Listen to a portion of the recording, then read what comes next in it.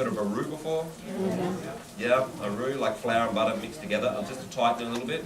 But the most important thing is the red wine and the tomato paste. That's going to make the demi, okay? The demi is the base to making any sauce from. Once you make the demi, in like 5 pans at home, I have 1 pan with peppercorns, 1 pan with Diane, 1 pan with red wine, a port wine reduction, 1 with mushrooms, and I just tip the demi into each pan, reduce down for 5 minutes, and I've got 5 sauces. I put them in plastic containers, write the name, and I put them in my freezer for 1 month. And I have a rotation cycle. One day I pull out peppercorn, one day I pull out mushroom, one day I pull out Diane, one day I pull out port wine jus.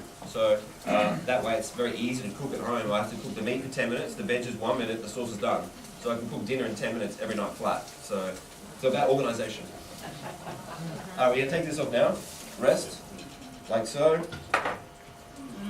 You could actually, it depends on the flavour. If you're cooking like quite a few steak, if you're cooking plenty and you have some of the flavour on the bottom of the pan, you could actually get a little bit of red wine, tip it on the top, saute it for like a second, get all the flavour from the bottom of the pan, and that's called juste a rôti in French, which is a pan jus.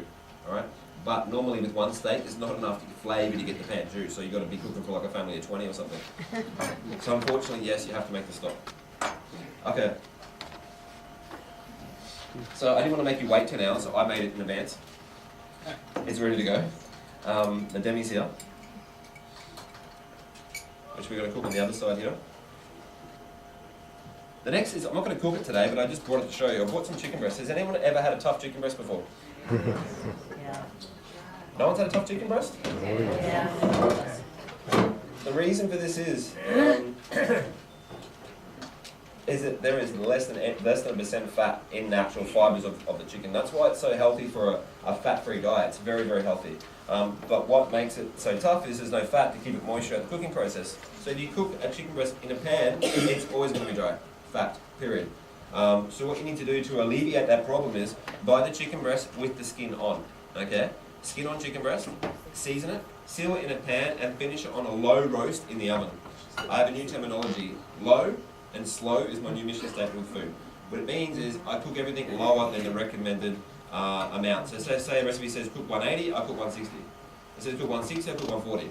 So I drop it down 10 or 20 degrees, and I cook it lower and slower, and it becomes eventually tender. Like for a roast, for example, I'll cook a roast at 140. Sorry, what was it, Fahrenheit? This is Celsius, the rest of the room's in Fahrenheit. What would be 140 in Fahrenheit? Does anyone know? Like 300, 320, a lower, about 30%, 20% less than you would at like 400 or 420.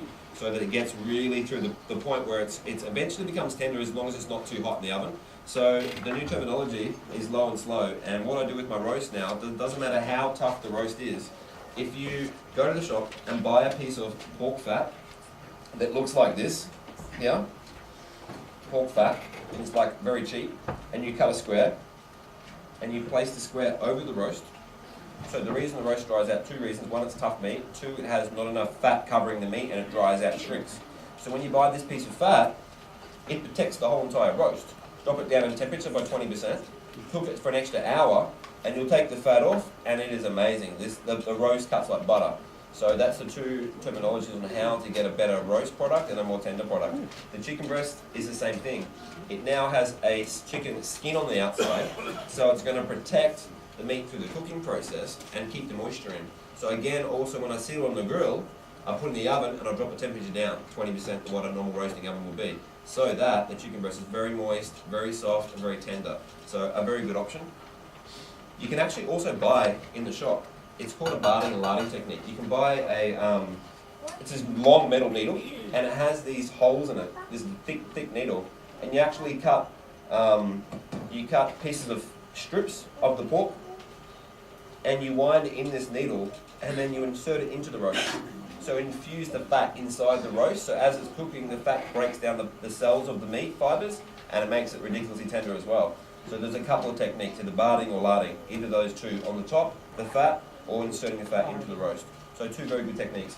My mother buys the toughest meat ever from the shop. I think it's obviously very cheap meat. And I go there, cut the fat, put it on top, stick the fat inside, but I don't show her the technique. But she comes, she tastes, she's like, this is amazing. I was like, it's my cooking skills, that's why. Right, do we have any questions so far? I have a question.